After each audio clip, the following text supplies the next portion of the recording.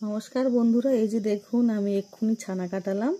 আমার ঘরে একটা গাই আছে, গ্রামের ঘরে শ্বশুরবাড়িতে। তো সে অনেক দুধ দেয়, সে এবং দুধটার কালার যেন সে কেমন তেল তেল ঘিয়া টাইপের। তো প্রচুর সর পড়ে। আর আজকে আমি কি করলাম যে একটু ছানা কাটিয়ে দেখি। একটু দুধে দেখুন কত ছানা হয়েছে, কি সুন্দর, কি ভালো লাগছে। দুধটা খেতেও এত টেস্টি, আর সর কি ঘন পুরো সর পড়ে যাচ্ছে। আর আজকে দুধে আমি ছানা কাটিয়ে পেলাম। নমস্কার, সবাই ভালো থাকবেন। নমস্কার বন্ধুরা, এই যে দেখুন আমি এক্ষুনি ছানা কাটালাম। আমার ঘরে একটা গাই আছে, গ্রামের ঘরে শ্বশুরবাড়িতে। তো সে অনেক দুধ দেয়, সে এবং দুধটার কালার যেন সে কেমন তেল তেল ঘিয়া টাইপের। তো প্রচুর সর পড়ে।